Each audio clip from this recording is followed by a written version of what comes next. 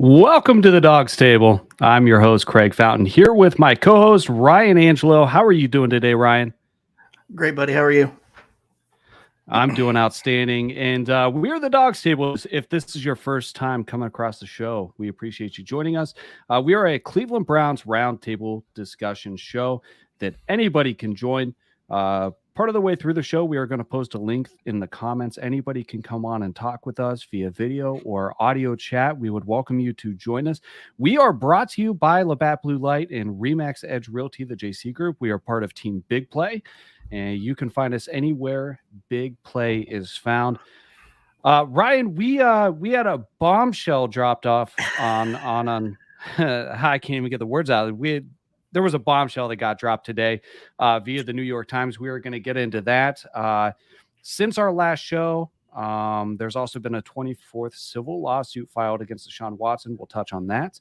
But we are going to start with something far less controversial, and that is D'Ernest Johnson. D'Ernest Johnson signed a 1-year deal with the Cleveland Browns over the weekend, and essentially it gave him the same deal is his restricted free agency tender would have given him, but gave him more guaranteed money, which is awesome. But this is interesting for a number of reasons. We're not going to spend a whole lot of time on this, but Ryan, we're not known to keep more than 3 backs around.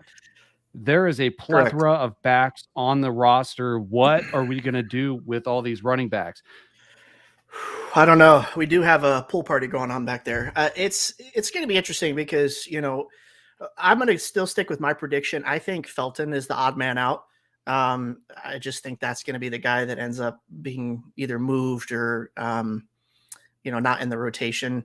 I love Johnson. I think this was the Browns giving him a little bit of love, based on the work that he's put in with the organization and, his loyalty to the organization. I do not think Kareem Hunt is on his way out, but I think it's going to end up, being Chubb, Hunt, and Johnson, just like we expect it to be. And I don't think Ford is going to be put on the, practice squad or anything of that nature, because I think they would be too worried about somebody else coming in and swooping and picking him up. So I'm going to stick with my prediction and just say that I think Felton's the odd man out, and he just doesn't really fit with it, but we'll see what happens. It's definitely going to be interesting for sure. It's hard for some to see that happening simply because Felton's so new to this team, right? But realistically, I mean, what was he, a 5th or 6th round pick? Right.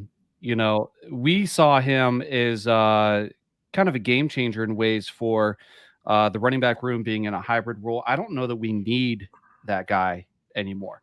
But can Felton be in the slot? Absolutely, Chris. He could be, but that's why we drafted David Bell, and we have a couple utility guys that can all kind of contribute this way. So not only do we have an excess of running backs, we have an excess of utility guys. We have Jakeem Grant. We have, oh man, I'm going to lose it now. We have Demetric Felton, Jakeem Grant, David Bell. We drafted David Bell to play in the slot. Presumably right now it's Amari Cooper on one side. We're going to have Donovan Peoples-Jones on the other, and then whoever's in the slot, David Bell, most likely. Right. But we have Chubb, Hunt, D'Ernest Johnson. We have Felton. We have Johnny Stanton. We have, I feel like I'm missing somebody here, somebody important. Ideally, we would be rolling into the season with Chubb, Hunt, and Johnson, right? Those are the 3 most talented guys on our roster. For sure. Yeah. Yeah, it's got to be. I mean, like I said, Felton is that hybrid, and I think Jakeem Grant is a 10 times better version of Felton, minus the maybe some running back nuances that Felton might have over him. But I think he's faster. I think he's more agile. I think, he's played the slot in Chicago. He had some really good explosive plays for Chicago in the slot. So I think he's going to end up probably being, that hybrid guy that they throw in for certain packages. I just don't see it. He just, he was a flyer. I think they gave him some playing time to see how he was going to work out. And I don't think Ford fits their mold more than Felton does, in my opinion. That's the name I was trying to pull out earlier, was Ford. I couldn't remember. Yeah. There was too many in the list. Guys, I see your questions in the comments. Stick around. We will get to these questions. Skylar says, how are we doing tonight? Ready for a great show? May pop in later on. We would welcome you to do that, Skylar. Skylar is a dogstable.com contributor. Patrick, thanks for joining the show. What do you think they will do with Baker? All right. So Baker Mayfield, I don't think they're going to ask him to do anything. They're probably going to take the route that the 49ers did with Jimmy Garoppolo. The 49ers told Jimmy Garoppolo, stay home. You're not even completely healthy yet. You're excused. And that's what the Browns should do with Baker Mayfield. I don't know if Ryan agrees with me on this. I got equal parts love and hate on Twitter when I posted about it. And it was, I mean, I think I had, 250 or 300 comments on my post about this. Basically, I said, if the Browns have to, and it's not likely, but if they have to ask Baker to play, if they choose to go that route, Baker should basically tell them to go fuck themselves. And I think he has a little more leverage than people realize. They could fine him. That's about the worst that they could do. He could get injured. He could retire. He could take the Andy Dalton, Rob Gronkowski route. He could make himself enough of a headache that they'd say, you know what, go on home. There is no reason for him to put his body on the line and risk injury and risk future earnings. And the Browns don't want that necessarily to happen either, because they would like him on the roster at the end of the year, provided they can't trade him, because they want a comp pick out of him. I don't think it's as simple as he signed a contract, he should go into work and do his job. Now, this is all purely speculative, and most of the stuff we're talking about related to the Browns right now is purely speculative, but this is a question that people have. And Ryan, do you agree with my sentiment there? I do. I mean, that's the only scenario that makes the most sense. They've got way too much going on right now. They got too much on their hands. I think that the more drama there is with Deshaun Watson, the better it is for Baker.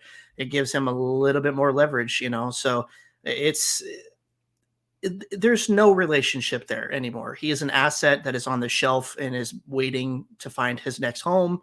He's an asset on the shelf where Andrew Berry is looking to offload for the best situation that he can. So that's it. That's the bottom line. It's not going to be any better than that. There's not going to be a miraculous recovery between the Browns and, Baker and some kind of, it's just not going to happen. I saw a comment on Twitter today. Well, what if Baker comes back and, leads the Browns to the Super Bowl, and it would be the greatest story in sports history? It's not going to happen. It's not going to happen. He's got too much pride. The Browns are going to have too much pride. It's done. It's over with. Norman, you're one of my favorite people on the planet, but I disagree with you 100% here. I understand this argument that it could reshape his negative perceptions. I think that the negative perceptions of Baker Mayfield are overblown. I think that some of the trade-off of the justification for trading for Deshaun Watson is to exploit some of his attitude and some of his antics. I mean, they're antics, but I don't think that the negative perceptions out there are as strong as some would like to believe. There may be a couple GMs out there or coaches that don't like him because of his style, because of his moxie, because of his attitude. But for each one of those, there's probably somebody that wouldn't mind having him on the team, and he's an upgrade on many teams in the NFL, I believe.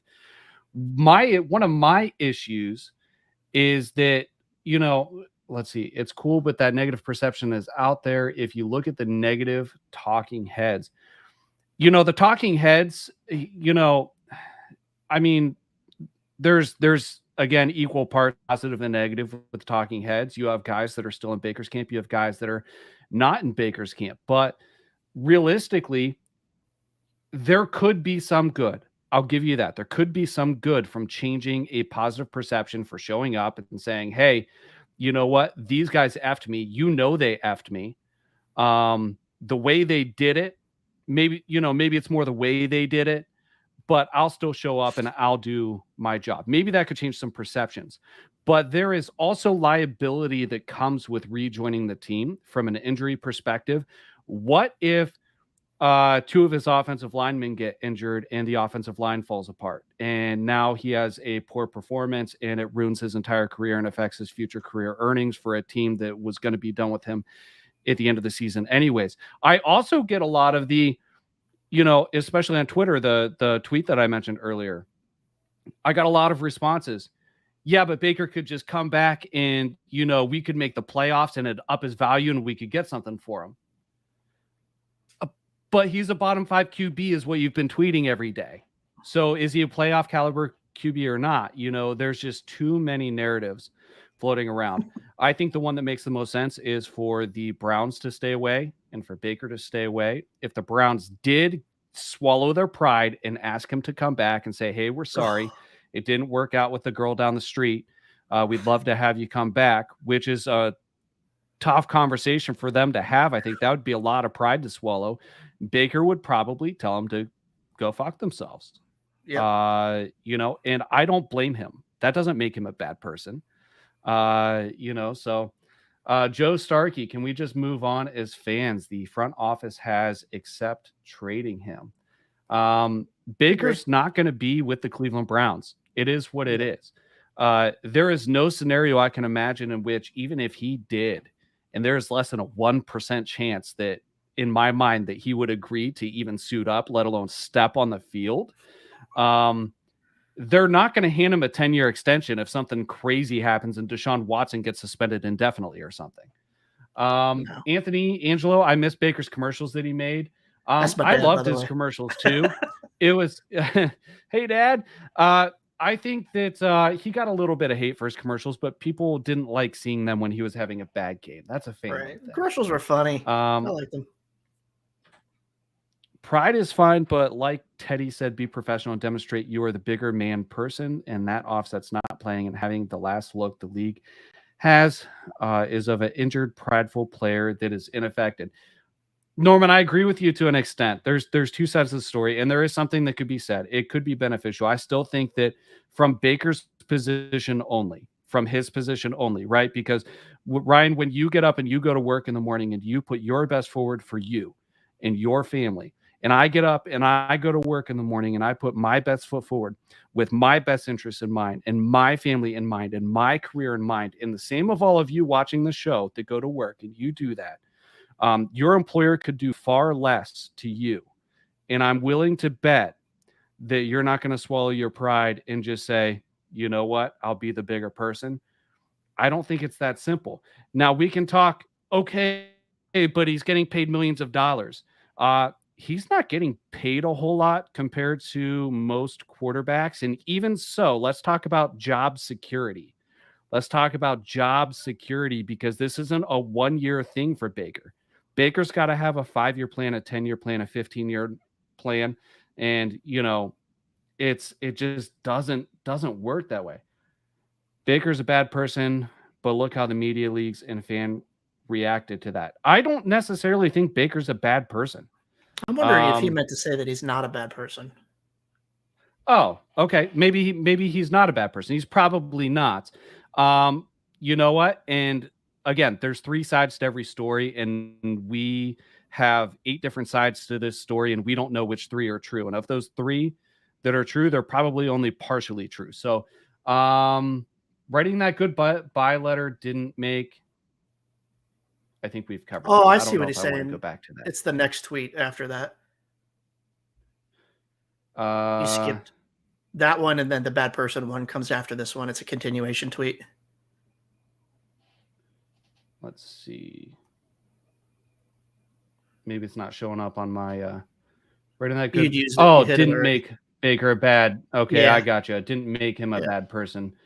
But yeah, no, absolutely. That letter, I think, was completely misinterpreted by the media. They took it as a middle finger. To me, it was Baker was saying, listen, I don't know what's going to happen. I understand what's going on. They're trying to upgrade the QB position. Life's not fair. I appreciate you, Cleveland. Thanks for having me. Whatever happens next, I just know that it's likely not going to be here. And you know what? He probably had more information than we did at that point. They probably were, to some extent, transparent with him. He could have ran his mouth and leaked all kinds of stuff and done all this other stuff and he said, thanks, guys. I'm just not going to be here. Appreciate your time. Thanks for having me. But Steven says, it sucks. My team can never get the respect it deserves because historically we leave a bad taste on the mouths of the public. You know, he's not Get wrong. used to it. He's not wrong. There's a lot of things that have happened in Cleveland. We're used to it. Justin says, I wouldn't trust Stefanski to properly coach if Baker played. Listen, something was off last year. The first couple games were great.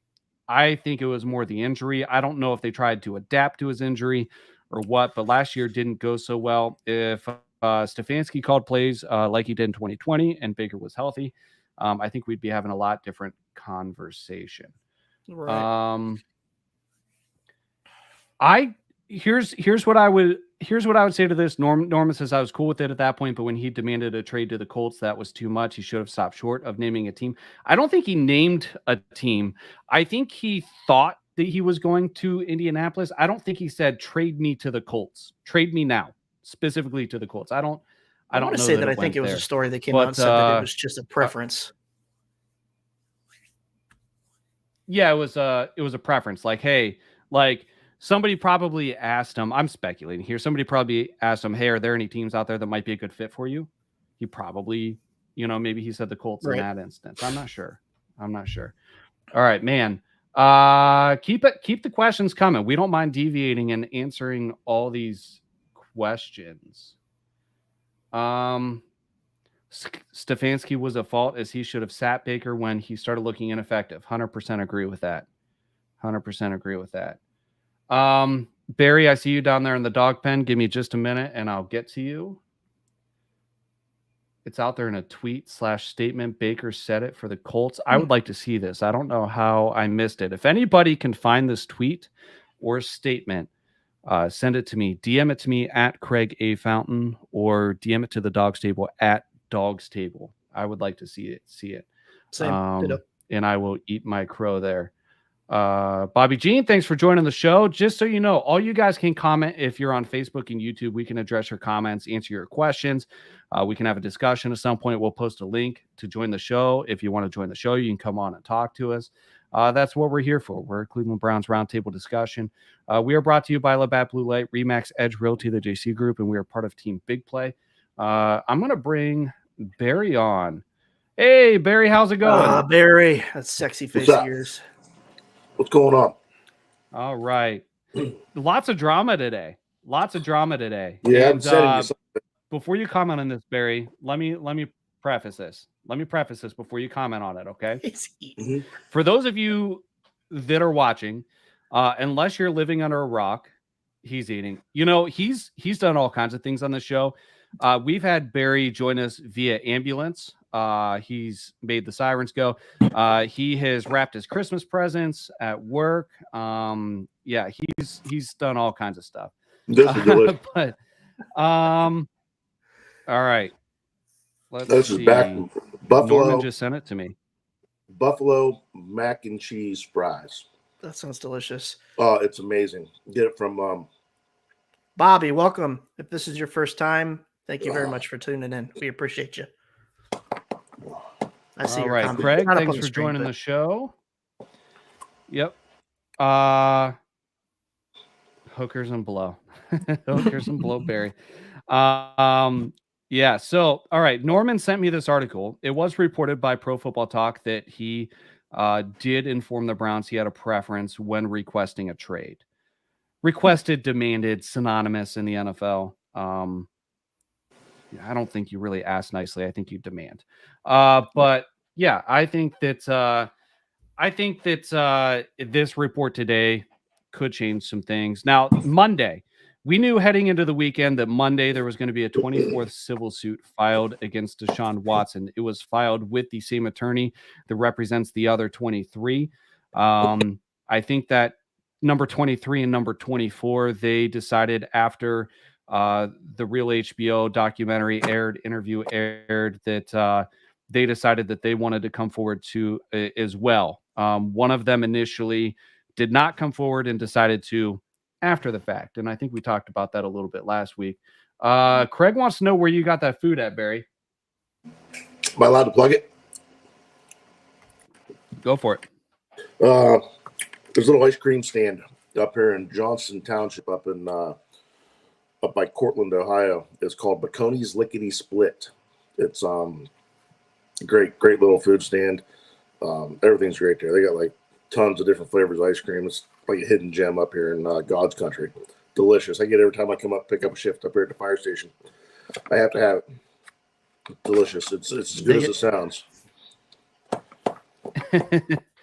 All right. So, so then today, this afternoon, a report comes out from the New York Times that really blows a hole in some of the information that has been presented to us.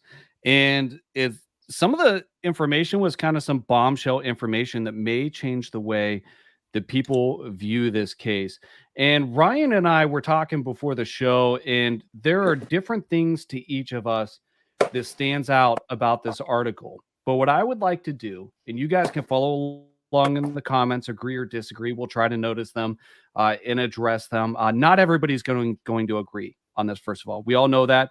Don't take it personally if we don't agree with you. We won't take it personally if you don't agree with you. This is a roundtable discussion. Everybody's entitled to their own opinion. All right. So here's the report, and we'll get into it. And Ryan, when something stands out to you, feel free to tag in. Barry, if you want to interject, feel free. Can I start? But I got real quick. You call it? Yeah, it, go for it. I don't think any of us are sitting at a round table. Barry, it's a virtual round table. Virtual. It's a virtual round table. I don't think people are watching this on like a VR. We are talking about important stuff, Barry. It is important to me. All right. So the report that came out today in the New York Times, it was by Jenny Vrentas, is I think how you say her name. But anyways, she digs into some reports and interviews and research that the New York Times has done on their own. And mind you, this is a news report. This is not an opinion piece. There's no opinions in here. This is strictly fact-based reporting. Now, whether or not those facts are accurate, the New York Times is reputable, but you don't have to believe them as facts if you don't like the evidence presented, just like anything else. But I think that we could all agree that the New York Times is a reputable publication. And really from there, that this was a fact-based piece. One of the main things was Deshaun Watson had admitted that he was with a certain number or used a certain number of massage therapists, about 40, during his entire tenure with the Houston Texans. And that would have, he was a 2017 draft pick, correct? So 2017 to 2021, 40 different therapists. This report it challenges that. It challenges that, saying just from 2019 to 2021, they were able to identify 66 different massage therapists. Now, here's what I'm thinking. This isn't necessarily the argument that how many massage therapists should you have. That's not what stands out to me. Realistically, is it weird to me that somebody has 40 or 66? Both. Yes, a little weird.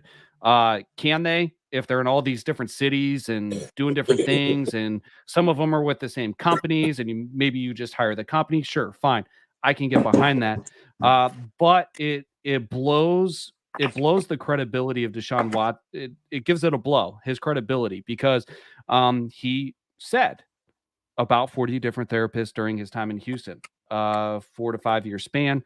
And just in 2 years, they were able to identify 66. Now, what's interesting is two of the worst parts of this report were anonymous reports during an interview. They elected to keep their names private for their privacy, of course. And the New York Times interviewed them, and they are not part of any, they never filed a criminal complaint, and they never got involved in a civil lawsuit. These are not the women suing Deshaun Watson. They are people that said, hey, this happened to me. Justin, I see your question here in the comments. Are we saying 40 individual people or 40 different massage companies / groups? No, Deshaun Watson said he used about 40 different massage therapists, as in people. And that was from 2017 to 2021. The New York Times is challenging that and saying, hey, we found 66 just from 2019 to 2021. Now, there was one woman that's a massage therapist, and I'm gonna do this somewhat kind of rated PG. I'm running into that Rich Eisen issue. If you guys saw that video, he's like, I don't know what I should say. So one woman said that he was persistent in his request for sexual acts during their massage, including begging her to put her mouth on him. So again, this is a woman that did not file a criminal complaint, is not involved in a civil lawsuit. Chris, But you never let me down. You're always pointing it out when Barry does it. All right. So, number 2, there was another woman who spoke to the New York Times, physical therapist. She also did not file a criminal complaint. She's not involved in any of the civil suits. She was interviewed and said that Watson initiated sexual contact in all 3 of the appointments that they had. She mentioned that his demeanor changed, the way he was talking to her changed when he tried to initiate the sexual contact. And he began, in the way she put it, was aggressively dictating what he wanted her to do. When she tried to laugh it off, he grabbed her by the wrist and put her hand where he wanted it, which is, of course, if that happened, that would be a problem. So those were just 2 of the accounts. And I would encourage anybody to go read this article. Again, do with the information what you will. This is a fact-based piece based on facts that the New York Times believes to be facts, okay, on their own due diligence, okay? Due diligence, the NFL didn't do. Due diligence, we don't know if the NFL had access to this, if they dug as deep, maybe, how it didn't come up. And I'm sure the Browns, whatever due diligence they did, this is probably a surprise too. What's it? None. I will say that it came off as a very well-written article. It did not come off as a hit piece to me. I think it was very well balanced. Not a smear campaign. Yeah, it wasn't. I mean, she did a really good job about even multiple times mentioning the women that have come out in support of Deshaun and said that he was never inappropriate with them. And so it wasn't a hit piece by any means. So what I mentioned earlier that I would point out kind of what stuck out to me about this, and then we'll get on to what I think stuck out to Ryan. What stuck out to me is these women did not criminally press charges, and they did not file a civil lawsuit, at least not yet. What incentive do they have to lie? You could, I'm sure, manufacture, fabricate potential incentives for them, but they, I mean, at that point, it's completely just fabrication and speculation until proven otherwise, just like everything else, right? So, I doubt these women are being paid under the table to say these things to the New York Times or something like that. It's interesting to me that they're not part of a cash grab or a money grab. They're not really part of a smear campaign. I don't know that it doesn't specify, I don't think, if they sought out the New York Times or the New York Times dug them up. So there's definitely some interesting things here. And to me, again, it sticks out that they are not part of the civil suits, but they said, hey, I'll tell you what happened. I'm not in the civil suits. I didn't file a criminal complaint, but this is what happened. And they could have their own reasons for not filing, and they could still file civil suits. Who would be surprised at this point? Now, what Ryan took away from this article more than I did, and what's interesting is this article also dug into how the Houston Texans enabled Deshaun Watson. Now, when I say enabled, I want to be clear that it's probably for a lack of better way of putting it. Maybe a better word is protected. Enabled implies that they knew he was doing something wrong, which implies he was doing something wrong. Okay? If you're following me here. The Houston Texans became aware of the situation when Watson approached the team security from what I understand, and it was a former Secret Service agent, and said, "Hey, this chick's threatening to expose me online for this, that, and the other." And next day in his locker or something like that, there was NDAs for him to give to women that he was interacting with. So essentially, what it appears to say is the Houston Texans actively made an effort to keep his activity away from the official Houston Texans facility and events, but they also worked outside of their sphere of what am I looking for? Obligation to insulate him from any blowback, ultimately insulating them from themselves. Norman, I'm not trying to strike a nerve here. I know that we disagree on a lot of the stuff. I see it in the comments. And I know that there's a lot of different sides to this. And, there's something to be said that you can argue with this report, with the whole thing in general. There's a lot of perspectives that you can take. Ryan, what were your thoughts on the whole Houston Texans part of it? So I mean, I'll start off by saying that I don't think it was a bombshell per se. I think there was, the most stunning part of the article was the fact that Houston did in fact know about some of the things that he was doing.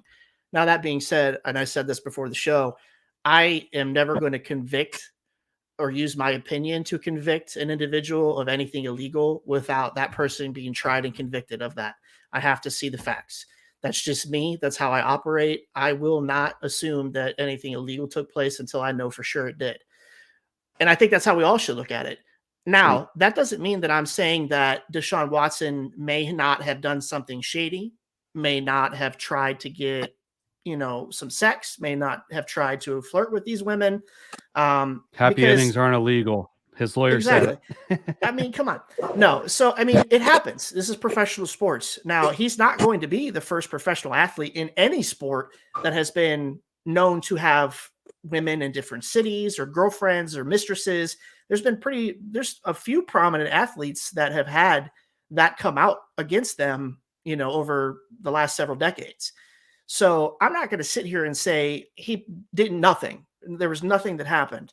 But I cannot definitively say that anything illegal took place until I know for a fact that it did. And because right now, it's all hearsay, it's all speculative, and it's hypothetical at this point, right? You got one person saying one thing and another saying another. But I'm far away from the fact of saying that he did nothing wrong or may not have, bent the moral compass a little bit by asking these women, "Hey, you want to get busy with me after this?" or whatnot. But the physical stuff, I got to see proof of that before I can, convict a man in my mind that he assaulted anybody or did anything of that nature. Barry, what are your thoughts on this as a Browns fan? So, in the United States, we're innocent until proven guilty. And obviously the Supreme Court didn't have enough to indict him or whatever, the grand jury, I'm sorry, not the Supreme Court. But even with that, where we at now is he's being judged against the NFL's code of conduct, not against what's legal and what's illegal. So, my biggest problem, what are we going to do at quarterback? That's what I want to know. Because I don't expect Deshaun Watson to ever play down for the Browns. I just don't. I think they buried him. I think they burned him. The report came out today that the Browns have, because of this 24th one, that the Browns may choose not to, pay a salary or whatever. It's not guaranteed now because they didn't know about this one. And what are we going to do is give away 3 first-round picks for nothing. We don't even have on the other, go ahead. No, you go ahead. I was going to say, on the other side of that coin, Barry, is, what happens if it comes out, let's say he does get buried. Let's say he gets banned from the NFL. He doesn't play another down in the NFL. Let's say it comes out after that, the Houston Texans were facilitating this and knew that he was doing these things or were made aware of these things and then got these picks from the Browns. Do they get punished for that? Does that trade become null and void? So there's a lot that goes into this. I personally am not on the boat yet that's saying that he's not going to play another down in the NFL. I just don't see that. Unless something like a significant bombshell comes out that shows proof that he did something illegal in that way. Or they come out and say, listen, this is what we found in our investigation. He did in fact touch women. He did in fact do this stuff. And so we are not going to let him play in the NFL anymore.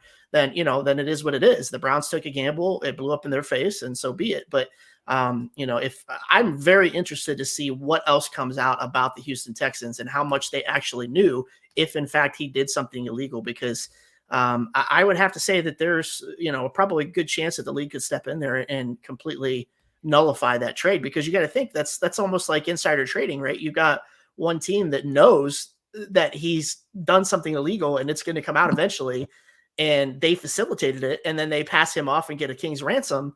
There's something has to be done about that. The league's got to do something about that. So, again, we're in a hypothetical situation, but it'll be very interesting for sure.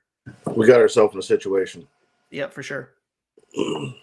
It's definitely a situation. And I think that one thing that hopefully we can all agree on is I don't blame anybody for thinking that this is nothing more than a bunch of gold diggers, cash grabbing, that sort of thing. Like the far end, Watson did nothing. He's the victim here, all that kind of stuff. I don't blame people that take that perspective based on the information that's been provided to them and the lack of facts surrounding the case. I also don't blame people that won't buy their daughter a Watson jersey or refuse to root for the Browns or this, that, and the other. I don't know if that means you're a casual fan. It makes me think that based on the information you've been provided with, you've come to the conclusion that that's not something you want to support.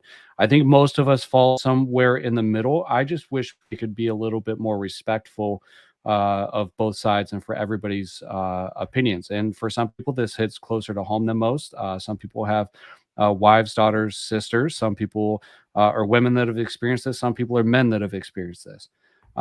So I think that we're losing sight of some of that. And also, even if we disagree with what's going on, I think we have to be sensitive to the fact that there is a percentage chance, no matter how small it could be, that this is true. And we have to be respectful of the victims, provided that they could be victims, because he's innocent until proven guilty. These women are not liars until proven liars. So I think that we have to be careful, and it's becoming so divisive, and everybody's just going so far into one corner or the other.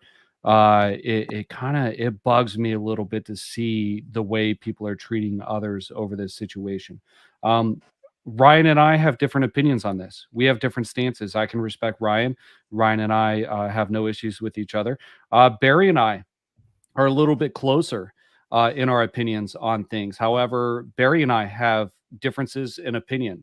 We can still have a cold one and talk Browns together. Not a problem. Or 14. Or 14. Watson, here's Norman said Watson did something, but I don't think it was to the level of criminal conduct. And seeing some of the statements that some of the women have made, that they were looking for money. And I have women in my family and in my life that have been victims of sexual assault. And listen, I'm not saying if you take that stance, that can't be the case. Again, this is something where everybody's. What's that? What is Norman's stance? Because what is his stance on this? Norman, from what I can gather and from what he said on the show, is very much in Watson's corner from a legal perspective. Mm-hmm. Norman, you're free to clarify that in the comments or come on the show. I posted the link, but yeah, Norman, it seems is advocating for his what am I looking for? Acquittal. I mean, that's a judicial term, but like Watson is innocent until proven guilty. There it is. What? That's his stance. He's innocent until proven guilty. Did you just fall down? No, I'm still. Somebody's crawling on the floor behind him. Oh, there he is. Oh, he's trying not to be in the show. Oh man. Yeah, and I don't think that makes you a bad person if you say he's innocent until proven guilty. I just said it. Barry just said it. It's okay to be a rational fan. It's okay to think of things rationally. It's just a shitty it's a shitty situation all around. And I think that's the beauty of the Dawgs Table is we can all come in here, we can give our opinions. Nobody's getting opinion shamed. And I think that's the way it should be. And I agree with Craig that, Brown's Twitter and Brown's social media has been, it's been bad recently. I mean, it's constant attacking of each other and things of that nature. So, like I said, the last show, we just got to pump the brakes. We got to wait for the facts to come out. And that's all anybody can do. And that's a great point Norman makes right there. A lot of them women wanted to work with him, and they didn't come forward to anything until there was money involved. And the thing is I bet you, and I think we can all agree that I can probably guarantee that there's not 24 women that he did something wrong to. I can guarantee that. But I can also, the way it looks, is I can almost damn near guarantee that he was out of line at some point in time. Sure. And I think that's where I end up in my corner is I don't tolerate even one instance, and I just have a feeling that there's got to be at least one out of the 22, out of the 22 of the 40, out of the 22 of the 66, however you want to look at it. Watson said 40, Time says 66. Out of the 24 now, I just have a feeling there's at least one, and even one is not okay.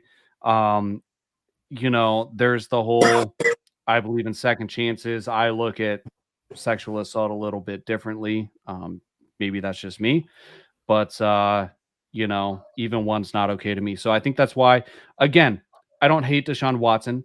This has nothing to do with Baker Mayfield. This has nothing to do with the Browns when I'm looking at Deshaun Watson. This has to do with, do I support him as a human being? And I'm not supporting him as a human being, but I'm struggling. I'm struggling to get there. I've tried to be as Switzerland as possible with him. I've been trying to be as neutral as possible. And my brain just keeps pulling me towards there's something icky here. There's something. So your assumption, if I understood correctly, was that there was at least one woman that he sexually assaulted or did something illegal with. My illegal assumption. So, and Norman, there's some fine lines here, and there's even some fine lines just in the harassment word. But listen, in my mind, after hearing everything and reading everything and listening to all the noise, I feel like there's probably one in here that's real. And there's probably one instance where there was a problem. And, that may mean less games suspended for him. That may mean less punishment for him over time when everything comes out. He may be completely absolved. And, if that happens, then, that's something that I'll, rectify at that point within myself. But I'm not out to smear Watson. It probably, if you tuned in for this show as I was going through this report, it probably sounded like that, but I was basically parroting what this report said. Because it doesn't paint him in a good light. And that's what's scary is it's fact-based reporting that does not paint him in a good light. Innocent until proven guilty. But you don't get to trial without earning a spot there usually. So yeah, and I don't think your opinion is much different than mine. I mean, like I've said that, I'm sure there was something, some flirting went wrong or some advances went wrong or, but the question is once that person says, no, I'm not interested, did he continue? Did he push the, push the envelope at that point? And that's where it becomes illegal. So we just, we don't know. And you're right there with me. I think we're in the same boat. I think we're just both, waiting for the facts and, in today's day and age, anything's inappropriate. Anything, know what I mean? Like you get, if you're anybody of any stature and you make an unwanted advance on anybody, you're going to be an asshole and obliviated for it. That's just the way the world works right now is it's so that with that in mind, that's what makes this really hard to decipher because and kind of sort out. And again, we don't know all the facts and we don't know what hasn't came out yet and what's going to come out. And then there's the whole, like you said, the Houston Texans aspect of it. Like I feel like they're in some trouble. I feel like I think and truthfully, like my biggest concern right now is what we're going to do at quarterback. Like the Watson thing, I'm over it. I want the NFL to come out and say what they're going to do. They're going to suspend him for a year, 2 years, indefinite suspension, make him go to counseling. They're gonna slap him on the wrist, give him 4 games, 6 games, 8 games.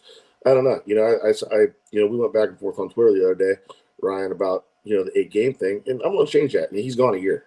After all that came out today, the 24th one, and the Houston Texans supposedly were like, he's gone a year at minimum. So what do we do at quarterback this year? Is Jacoby Brissett good enough to carry this football team with this offense? We actually had a pretty good debate last week on this. I say no. Ryan says yes. But don't. Do you go out there? Listen, do you go out there and try to void Deshaun Watson's contract, and do you offer Baker Mayfield? No, you go get the only guy that's probably willing to suit up for you, that is serviceable, and that's probably Jimmy G, who's been excused from the 49ers mandatory minicamp. You're probably right. In my opinion, right. Either that, in my opinion, you're throwing out next year's second or third or whatever we have left, and you're trying to salvage something. I don't think you roll into it with Jacoby Brissett. Man, there's a lot of Jacoby Brissett fans out there that are Browns fans. Look,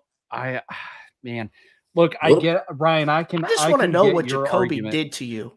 What did Jacoby did to you to deserve this hate? What's Jacoby done to deserve praise as a starting NFL quarterback? True, it's true. There's arguments from both sides. Yeah. I think I'm with you on the Jimmy G thing.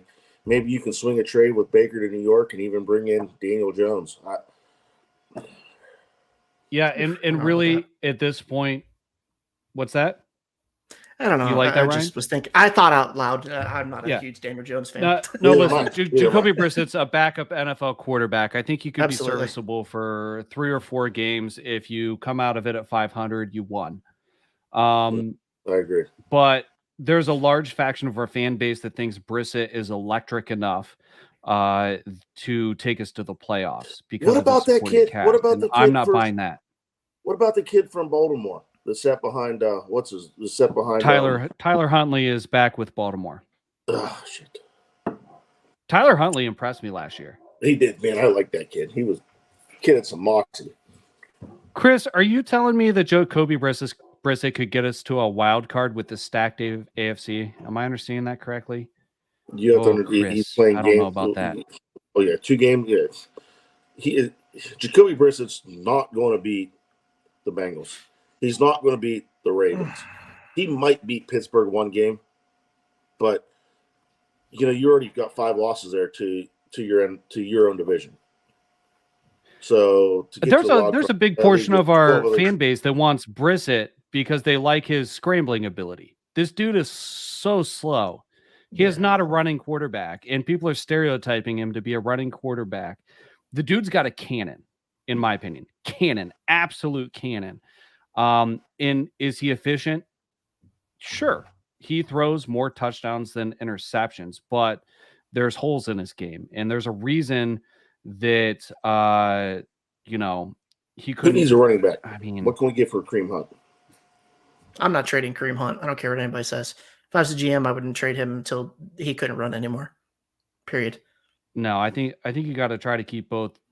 Like I said earlier in the show, I think that the ideal scenario for the Browns is to keep Chubb, Hunt, and Johnson as the top 3. How that fits into your overall roster construction and into the future is a different story, though, because Andrew. Now, that being said, I will clarify that if you were able to package Kareem Hunt with somebody and land somebody like a DK Metcalf or somebody of that stature who is an instant impact player, I would think about that. You think I don't know. What if we could package Kareem Hunt in the 3rd to get a first? I don't know, or a second. The draft pick doesn't do anything for me because I want to win now. I don't want to win in 7 years down the line. It's just. I don't know. I'm just spit shooting. I just don't know. I don't know what to do. Yeah, I don't think there's. How's it going, Skyler? Can you imagine being Andrew Berry right now? Sorry, Skyler. Good. How are you guys? He's probably just. Oh yeah, for sure. What's up, Skyler? How are you, buddy? Good. Can you guys hear me? Yeah, we can hear you, man. Right. Yeah. Sorry. I had technical difficulties real quick. the first time I turned it on.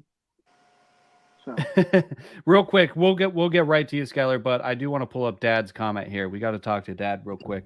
I myself think that we got screwed by Houston and they knew what was going on with Watson, and now we are left holding an empty hand and with no quarterback. Simple as that. Because in my opinion, Watson will never play for Cleveland, and they better get their shit together and start worrying about who is going to be their quarterback for them now, which is what we're talking about. Yes.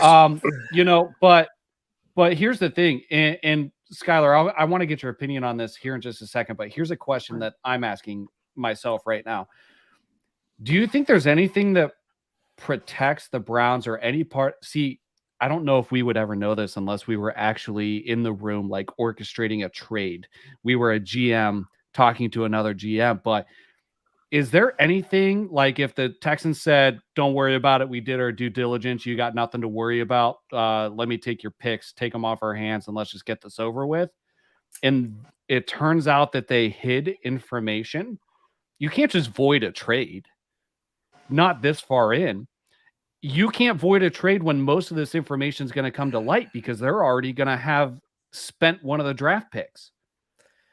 You know what I mean? Like, there's got to... I doubt there's any insulation at all for the Cleveland Browns when it comes to that scenario. But if the Texans are complicit in facilitating illegal activity, you don't think there's any chance the league could step in and void that trade? They could punish the Texans, but how are they going to give us our picks back? Because let's think about how long this is actually going to take to all play out. This is going to be 2023, 2024. If they've already spent a pick, how do you compensate us? That would be an unprecedented situation that they would have to sort out on how to handle both sides of the transaction. Yeah. If they even care, they may say, no, you both had to do your due diligence. Just give us a compensatory first round. Right. First overall. But all right, Skylar, what are your thoughts on this whole situation? Do we if we're missing Deshaun, do we roll with Brissett? Do we go try to throw a third rounder at the 49ers for Jimmy G? What do we do? Personally, I roll with Brissett right now. But I've always liked Jacoby Brissett. I've liked him at NC State, I watched him a little bit, and I'm a big scout guy. I watched these guys through college, and I always thought he had a really good arm. I mean, he can rush it a little bit, like you guys said earlier, but he's not the rushing quarterback that everybody thinks he is.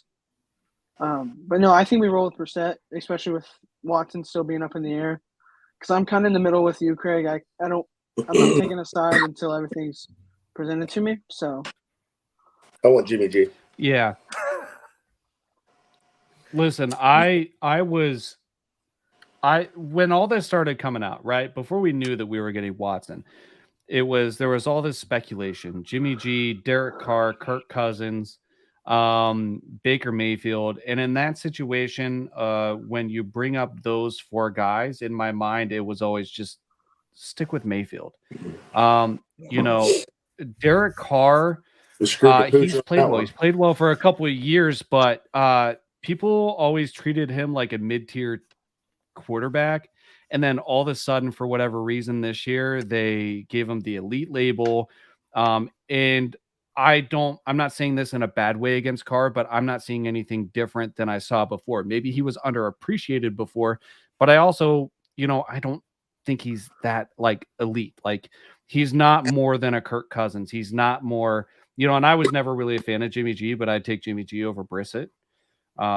But there's one thing we know, I think, and that it's not going to be Baker Mayfield.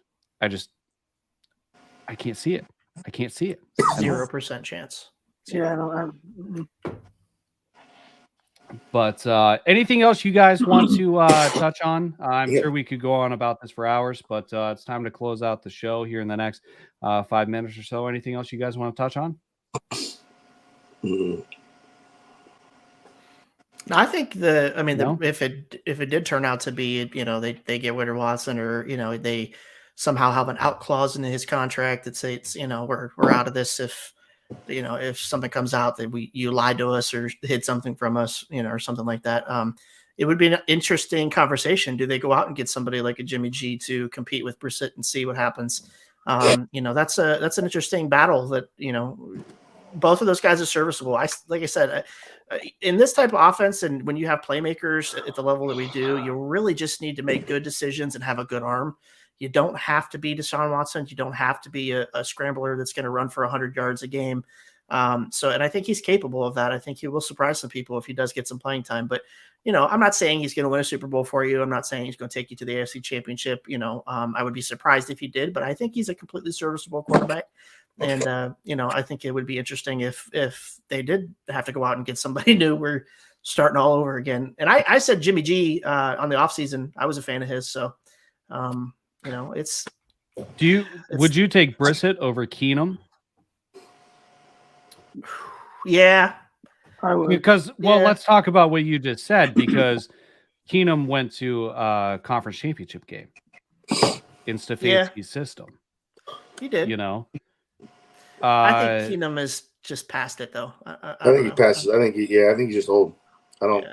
He didn't impress me last year. I mean, he did enough, but he didn't impress me. But I wouldn't be upset if Keenum was still our backup quarterback. I'll tell you that. But I don't know. Norman says Baker could confuse his haters if he was asked to play out the season if needed. I'm still on board with Watson, even if he were to get suspended for a year. Norman, what is your threshold for not being okay with Watson? Is it 2 years? Is it an indefinite suspension? Is it 3 years? Would settlements affect your opinion? Would a loss in court, civil suit wise, affect your opinion? I'm curious because I haven't really gotten an answer from somebody that is pretty pro Watson about where that line would be. I've said multiple times where my line would be on both ends of it, but I'm curious where Norman's line is. Baker, if he just, I don't know. So I think if he's going to get moved, it'll be soon. If not, it's going to be dragged out into the season until somebody gets hurt. It's going to be trade deadline talk. It's going to be all this stuff. Seattle still needs something out there. Probably. I mean, you got Drew Lock and you have Geno Smith. You have Carolina, Sam Darnold, who's got that same price tag, that same fifth-year option that Baker does.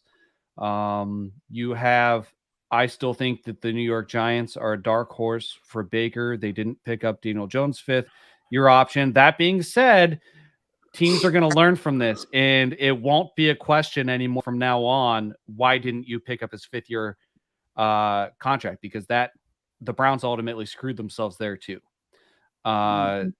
In hindsight, they shouldn't have picked up his fifth-year option. Actually, if he would have left this year, we still would have gotten a comp pick, right? So yeah, I don't know why, so. But they could have waited to give him his fifth-year option, right? Is there a deadline for that? I don't even. No, I know we picked it up right now. The start of your fifth year. I think the fifth-year option is right. Like beginning of fourth year, like mid-fourth. You have to pick it up by. All right, so Norman, his deadline is indefinite suspension, or if he had been criminally indicted. Norman, criminally indicted or criminally found guilty. So this is fair, even if he's punished via civil suit and is ordered to pay money or this or that or the other. The burden of proof is far lower for civil suits than criminal suits. So that's fair. All right. So Skylar, you got it. What's that, BJ? This new 24th. What's the chance that this goes back to another criminal chance? What happens if it's another grand jury? Is that possible? I think I read somewhere it is. All of these can go back to a grand jury. Every single one can. There is no jeopardy. All right. So it's not like if they decline to charge you, you have like double jeopardy protecting you. And we had an attorney on, a federal attorney that has a experience both in prosecution and civil lawsuits. We had him on back right after we first signed Deshaun Watson, and he explained that you can go back as many times. You could go back every day if you wanted, 30 days in a row. No. You can keep going back and trying to get a yes. The other thing that we have to keep in mind, and somebody mentioned earlier that they were unable to indict him. We don't know if they were unable to indict him or chose not to. They can simply choose not to. And it's not about, a lot of people think that there's something that has to do with a prosecutor's record. And coming from a federal attorney that's a former prosecutor and no longer a prosecutor, but works in a different area of law, he said that prosecutors don't actually care about those things, especially with these types of cases. It's not about their win and loss record. So she has to file charges. That's correct. They could file charges, but they can take it to the grand jury as many times as they want, over and over and over again. If they settle or not settle, if this just goes away, they could still come back in 10 years or whatever the statute of limitations is for that. They could come back and up to that point try to file charges again. So it was really interesting. I'd love to get Blake back on the show again, because I'm sure we have more questions for Blake. And he was very informative about the entire process and how the indictments work and what the prosecutor angle is and what the defense angle is and things like that. And he was able to explain a lot of ins and outs and clear up a lot of misconceptions that we have. It's probably a discouragement to not do it because the other 23 failed to get it done. But if they come across a case where they feel like, I have a feeling that these counties that this happened in, they know why there was no indictment, whether it was a lack of evidence or they chose. I'm sure it's pretty obvious to the people that are close to the case. But, if it turns out that there's a reason that they feel that there would be a change in direction there, I'm sure they would. The civil trial is easier and there is money, but they did try to do it criminally because ultimately the goal, especially if you're a victim, would be to try to press criminal charges. Again, it wasn't that they couldn't indict.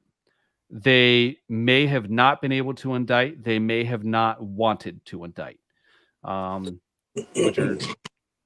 That's why we don't know anything. Like if it was black and white and the question or the answer was they couldn't indict or they didn't indict because they couldn't, that would be far different than wondering, could they not indict or did they choose not to? Right. So, right. I don't know. I feel like I'm rambling now. Buckle up, baby. Buckle up. All right. So that is it for tonight. Thanks for joining the show, everybody. Skylar, Barry, thanks for coming on. We appreciate you.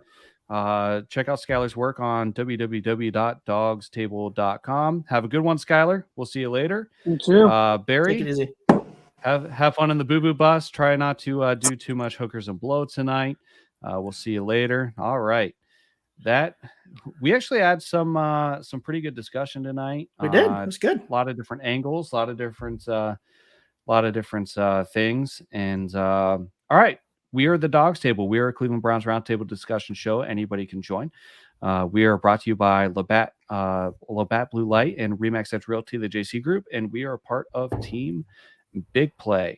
We are the Dawgs Table. Catch us every Tuesday at 8 p.m. You can check our replay on Twitter, YouTube, and Facebook.